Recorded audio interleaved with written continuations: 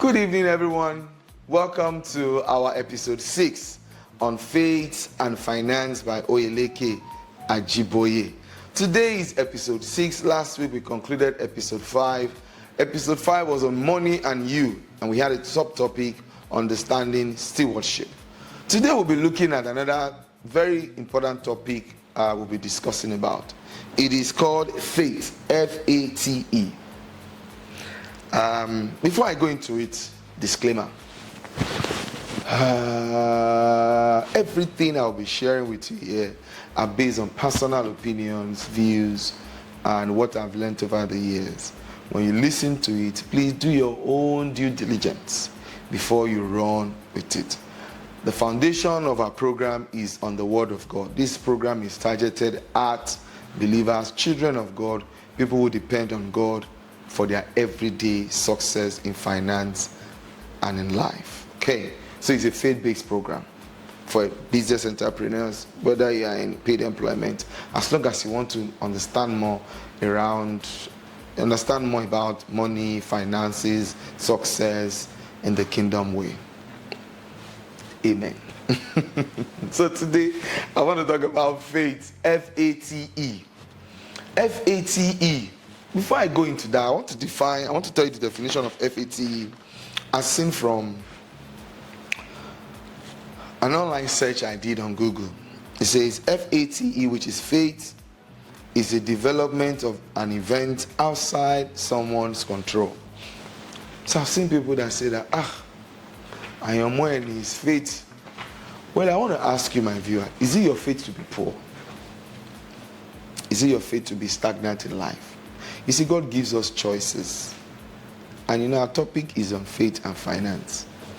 While we have possibly made mistakes in life, some of us have made mistakes, some of us have made wrong investments, but we don't stay there. Actually, mistakes, failure is part of what helps success to be more sweet, because you have learned what it means to fail, and it helps you more to depend on God, because I have struggled in this area of my life. I've struggled when I got to this stage of my life.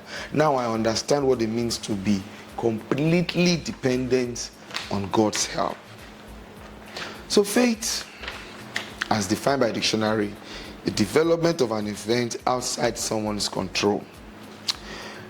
God gives us choices. God gives us the ability to choose. I'll use a simple example of the man called Joseph in the Bible. His brother sold him into slavery. He wasn't happy. Are we going to call that faith? F-A-T-E. F-A-T-E.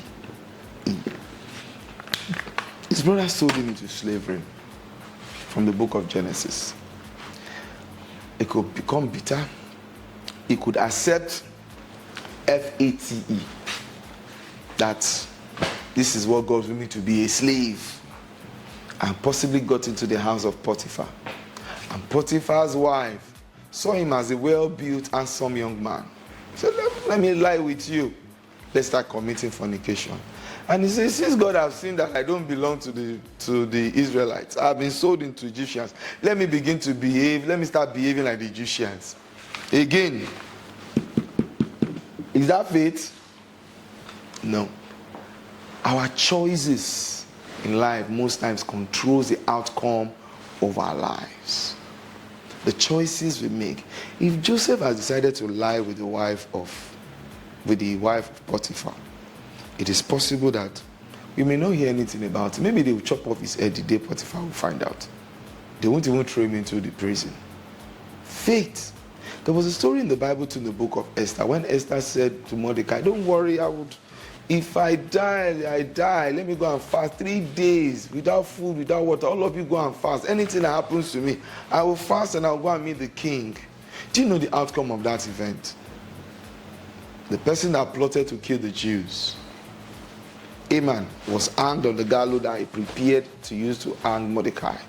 And Mordecai was now promoted to be the second in command of the king, the man that was at the gate. But what if Esther did not take that choice to fast and pray? So I'm telling you today, when anybody is telling you about faith, maybe where you are, the things you are going through cannot change, you are accepting it.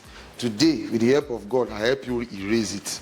There's nothing like that for us as children of God. I will use two examples of two people I've spoken to, or I'll use one example of somebody to talk more about our choices. At the first episode of this program, again, this program is called Faith and Finance by Unchangeable.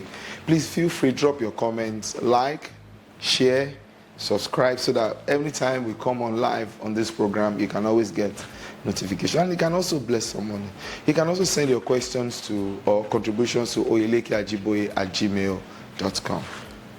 I spoke briefly in episode 1 about designing your life, how we can shape our life, how the things we do shapes our lives, how past events, we can study past events to identify the positive, the negatives, the things we need to do so that we don't make subsequent mistakes in the future. So I'll give you an example of a young lady. So while I was talking about it in episode 1, I couldn't elaborate on this portion very well. When I said that you should design your life, draw a graph, look at events that have happened in the past. Medical science, they call it postmortem.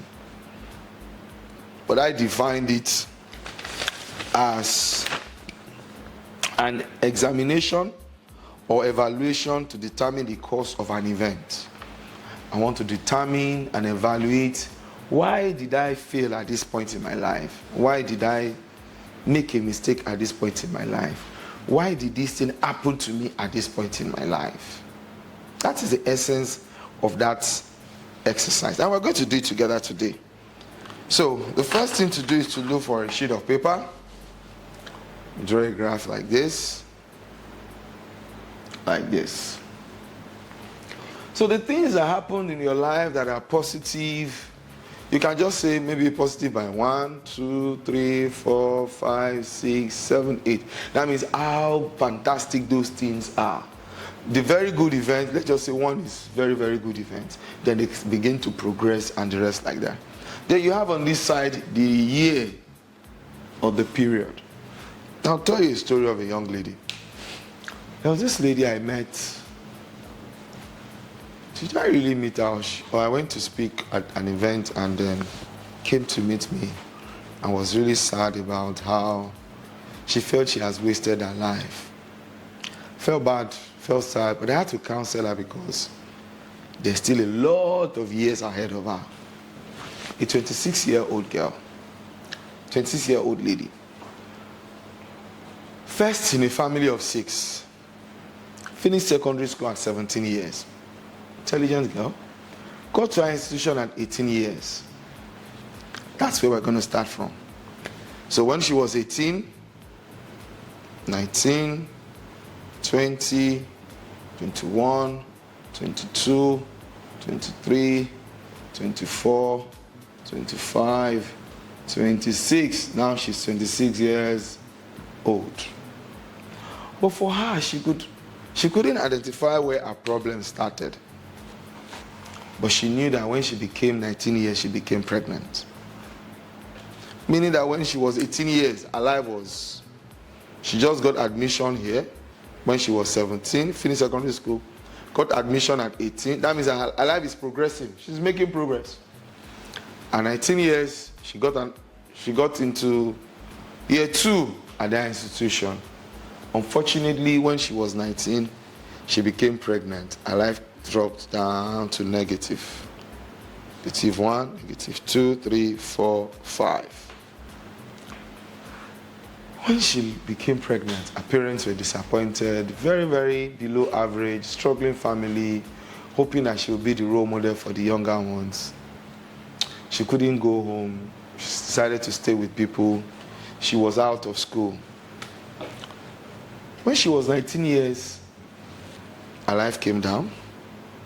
20 years, she had a baby. Further deep. Just living to survive. Things were bad. 21 years, things continue to go really, really bad. Her baby is now 2 years old. With no husband. Nobody taking responsibility for the child. Eventually, she met someone. When she met that person, the person told her, your life is not finished. You can come and be working while you bring your child to the place of work. Okay? That's a little bit of positive, right? Meaning she's not going down again. She can take food. And she worked with that person again for like 2 years. She has not gotten to the level she's supposed to be in life. But you can see that at least she's gradually leaving her old stage. This was at the point of admission. This is, let me mark this place, pregnant. This is when she had a baby. This was when she got into year 1. This was when she got an admission. I hope I'm not too theoretical today. Just follow me. Oh. So, 2 years, she's here now. Again, money started coming in small. She's getting relaxed, looking good. She met another guy again. She never learned lesson. Unfortunately,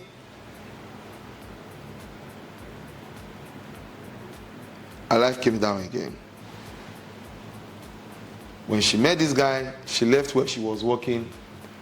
She moved into with the guy, and her life went down. The guy jilted her.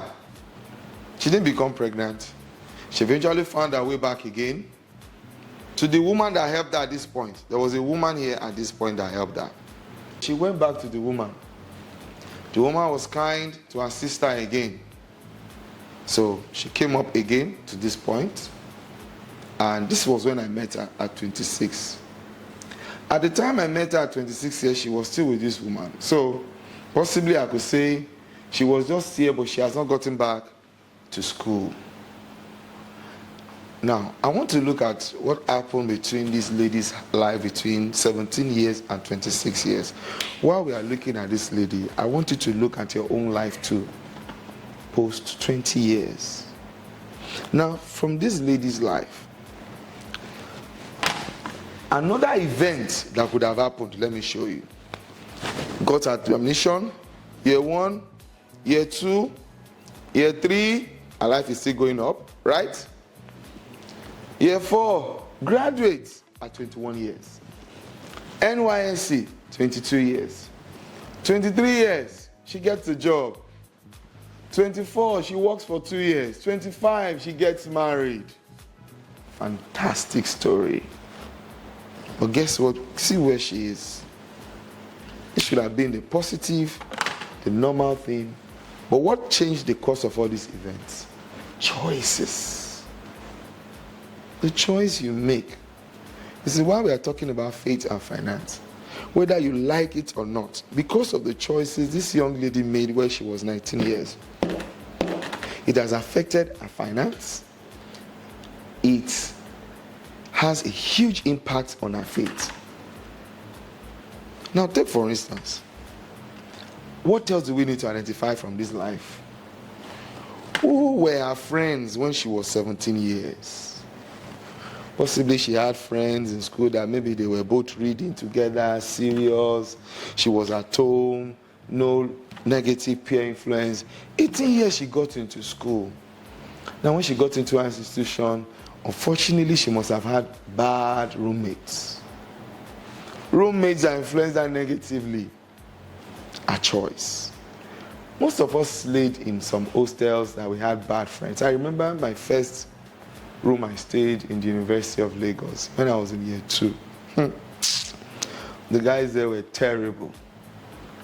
As for me and my friends that were there, we knew where we were going. We never smoked, we never drank, but those guys were doing all sorts. Choices. And those choices I made when I was in year 2 was helpful because I surrounded myself with the right people, the right friends. So it wasn't negotiable. There are many people like that go to university that you don't have the control of your roommate. Your roommate can be a bad person, but the choice either to follow or to stay away is on you. Unfortunately for this young lady's case, if she had decided at 18 years to say I'm in the university to read my book. Oh, apart from classroom, hostel, fellowship, I shouldn't go anywhere. Unfortunately, she was going to club. She was in a relationship. I always tell people, you don't need any boyfriend-girlfriend relationship except you are almost in final year, you are graduating, when you know you are getting ready to get married. What are you doing with relationship at year 2? Perhaps if somebody have told her and she has listened, the temptation of sex may not have come in, that she would have become pregnant.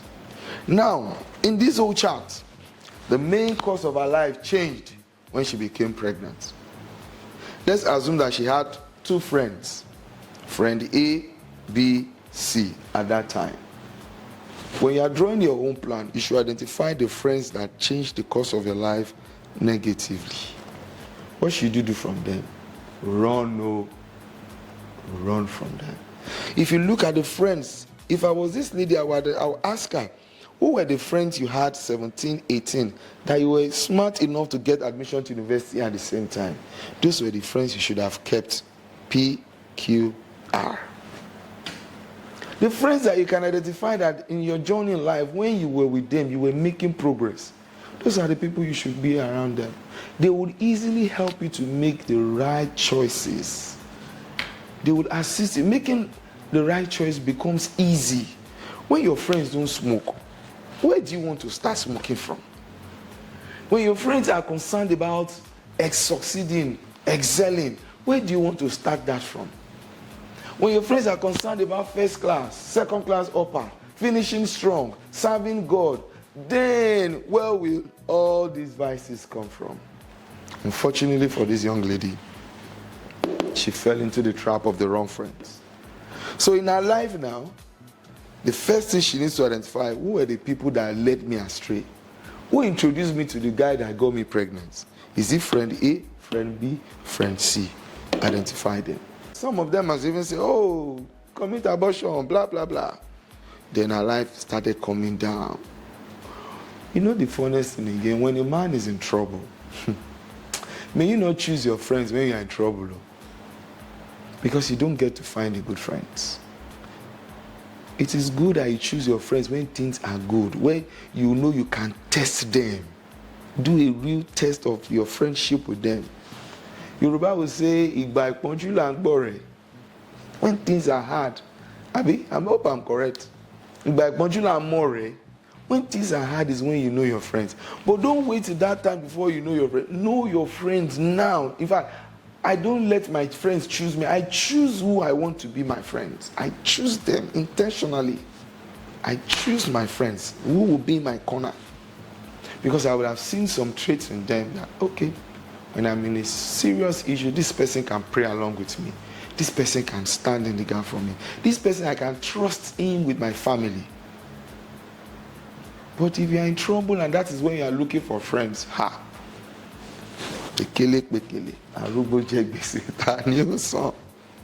Don't mind my Yoruba. I'm just trying to learn more Yoruba. So I learn all this Yoruba when I go to a lot of meetings with these Omonile community people.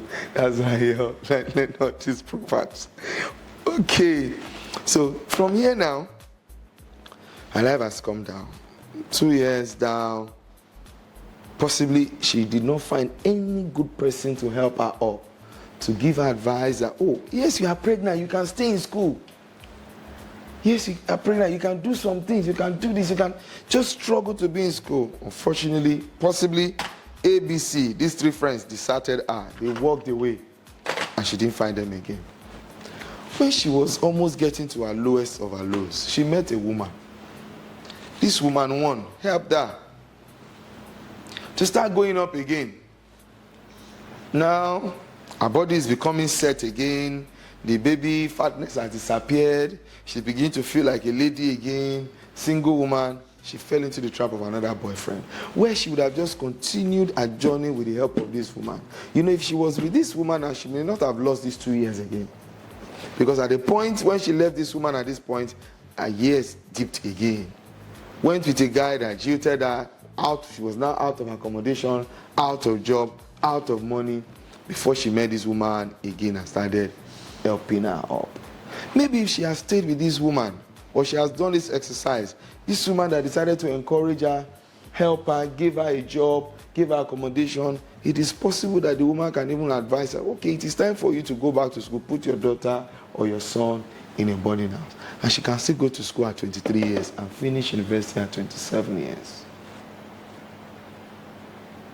Choices. The choices we make as individuals determines the path of our life. It is not that we just accept things as they are. Last week I told us that poverty is very expensive. If you choose to sit down and say, as a graduate, all I can get is a security job, it's on you. Doesn't mean that security job is bad. It can actually be a stepping stone. I once had a story of a guy when DPR was still in Lagos, Department of Petroleum Resources, now called NMDPRA. This young man, early in the morning, a graduate of mechanical engineering, will go to their car park, wash their cars. When they come early, he will wash all the cars. He will stay near those cars from morning till evening when the owners of the cars are going. Meaning he has washed the car, he will keep maintaining it clean till the closing time. When they are closing and they are going and they see their cars clean, because most of them leave home very early, they don't have the energy to start washing cars at that time. He cleans the car, they give him money, he takes the money, he goes. It is while he was doing that job, diligence in little, not accepting that that is where his final bus stop will be. People started knowing him, started noticing him, started noticing his diligence, his way of doing things. He started asking questions. Then he started dropping his CVs with them. Eventually, he got a job. Is he still doing car wash? No. It doesn't mean that where you are today is where you must remain. But you know that somebody else can be in that particular situation. And because he's doing the business of car wash or he's into car wash at that time, he carries it on his face. And if anybody talks to you, say, is it because I'm doing car wash today? Do you know I'm a graduate? Do you know who I am? No. The choices we make defines the part of our life. The Bible says God guides us through the best part for our life. Sometimes we are in a situation that is very hard. Very, very hard. But God is making us, is molding us. I like something about the story of Joseph. If you read it, when he was called from the prison to come and interpret the dream to Pharaoh, to Pharaoh. They corrected me last week that I'm calling Pharaoh with Yoruba and saying Pharaoh. I've corrected myself now, Pharaoh. All of you are correcting me online. So, Pharaoh. And Pharaoh called him to come and interpret the dream. The Bible says he went to clean up, clean shave, dress well, tidied up himself. And he said, the king is calling me, now he needs my help. Let me go and show him what we look like in the prison. So he can see that we don't even have mirror, we don't have comb, our clothes are dirty, But he was prepared for his opportunity. The choice you make this week can change the course of your life. Whether you will choose to be disciplined, choose to work hard, choose to value relationship, choose to do the right thing at the right time. She was already 26 years. She's still good looking. Her son was now like about 8 years. But now she's asking, can she still continue with her life? I had to encourage her, yes, you can go back to school, you can learn a trade, you can speak English, you are intelligent, you are smart, that is all that matters. It's not by certificate. But if you can go back, go back. If it's a job you want to learn, if it's a business you want to do, go ahead and learn, and God will help you. There are many people in life that has gone through situations like this in life. Or there are many people in life that have gone through their own journey, but they have not learned anything.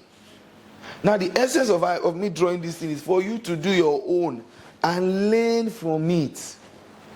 Who are the people that are like these A, B, C friends that are negative and have taken you, veered you out of the way and purpose of God for you? And who are the people that are like this woman that has helped you in your journey to be a better person? They speak a word for you. They tell people about your good ways, not people that are looking for you to fail.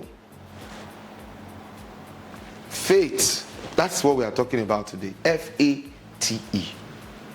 It's an event that is believed, that is usually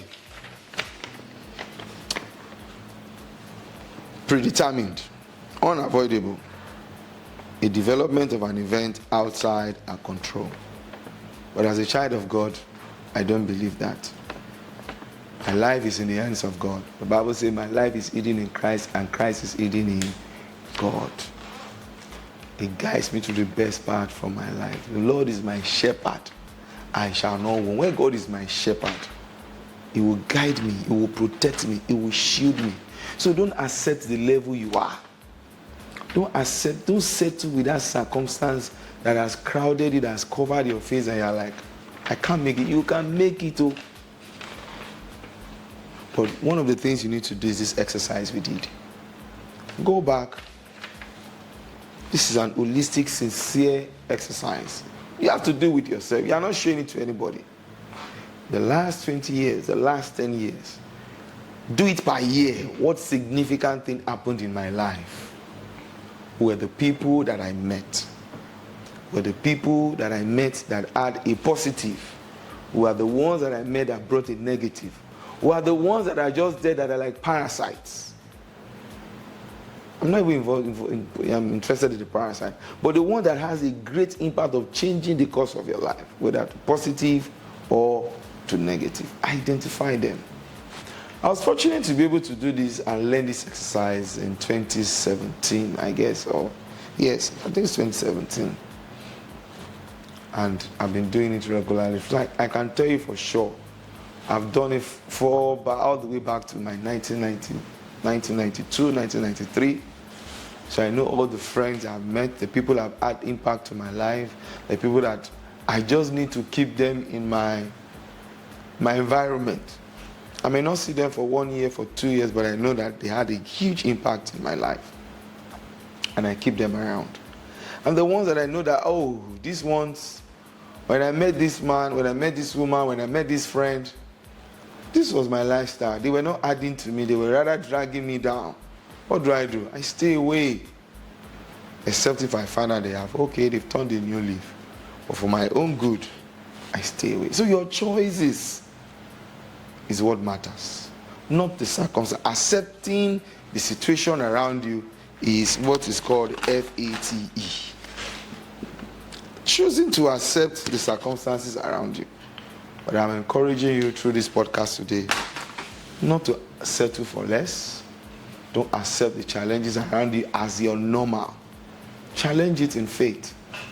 Challenge it in prayer. Challenge it in fasting. And God will answer your prayers. So in closing this episode for today, before we go into question and answer, I want you to understand that the faith, FATE, that we talked about are things that determines things that you cannot control, like your place of birth, your parents, how you were born, your genetics. But while we cannot control the fate, the choices that God has given us can help us to manage, navigate, overcome, and maximize the opportunities that comes with the things we cannot control.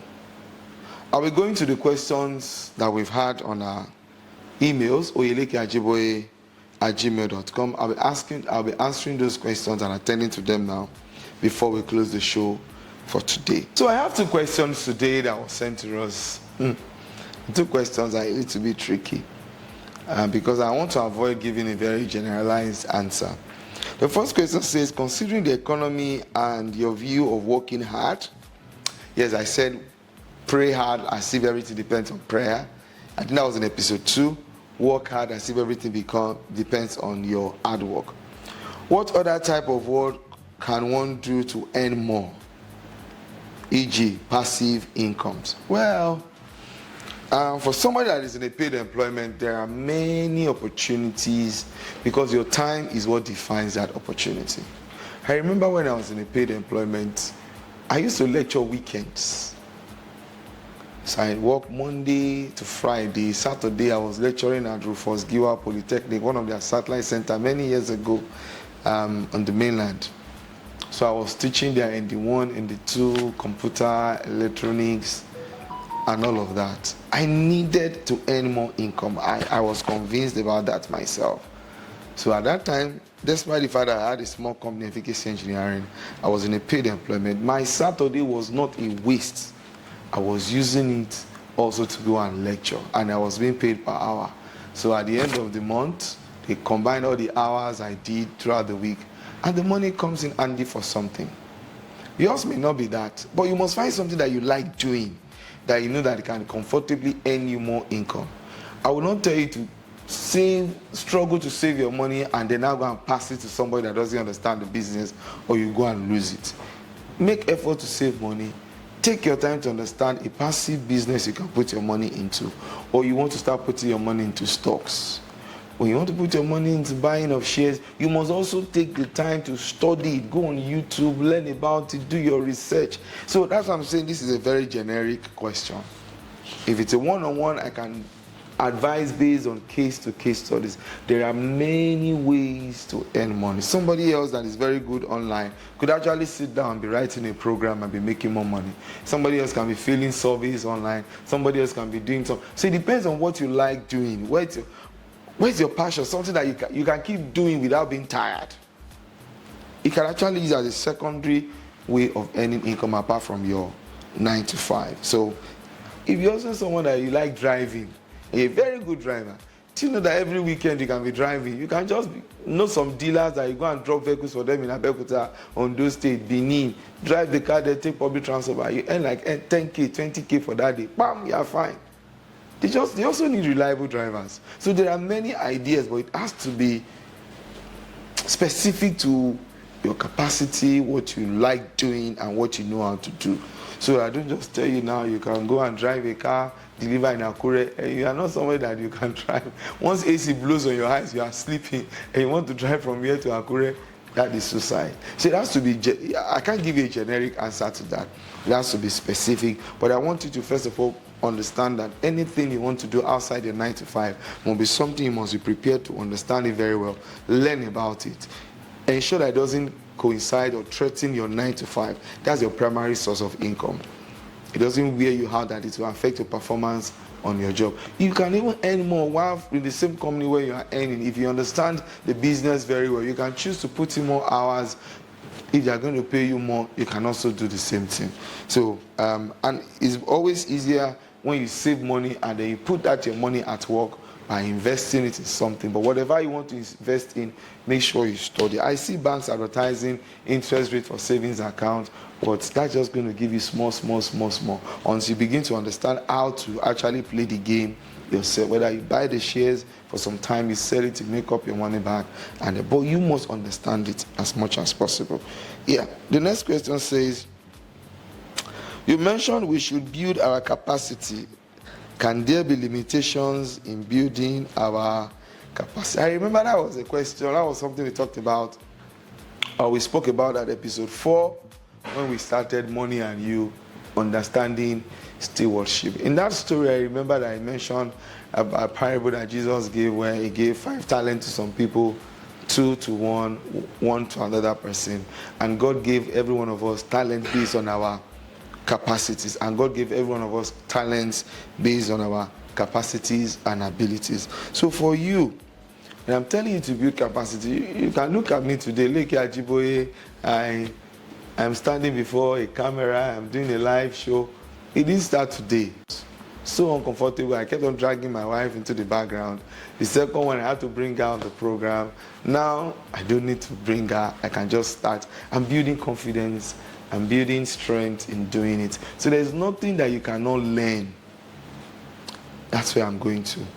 I studied electrical engineering at the university. The first job I got was into construction. I had to start training myself into that field. Project management, masters, all the way to PhD. I could have just said it's electrical engineering I studied though. If I don't get anything electrical engineering, anything oil and gas, I'm not going to work. I won't be where I am today. So you develop capacities as the opportunities come. Somebody comes to me now and says, can you do this? I only need to just go and see how quick I can read up, get to know, get expert advice on it, if I can do it or not. I won't just naturally say no, except I look at it that this thing, there's more trouble there than the money I want to make. Or I pray to God, I will say, Oga, walk away. I will gingerly walk away. Other than that, you can build capacity. So your question again from this viewer, I said, can there be limitations in building our capacity? There is no limitation. There is no limitation in building your capacity. I've also seen people that are in paid employment, that they're also doing media. They know how to do graphics. They know how to design. They know how to do video editing. They go out weekends. They are always busy, booked up, doing weddings, doing one video. But they are professionals. So there are people like that everywhere. So, but you are the one that need to understand where you can build extra capacity to earn you extra income. Yes, this is where we're going to be drawing the curtain for today. Today we looked at faith and choice. Faith and choice. We have defined faith as a development of events outside our control. The family you are born to, the tribe you are born, the country you are born into Nigeria. Thank God you are not born into Afghanistan or into Sudan or into where they are blowing bomb. At least you can watch me. You are born into a family that can watch TV or have internet access. And you are not born into the Amazon. So thank God. Second one is now your choice.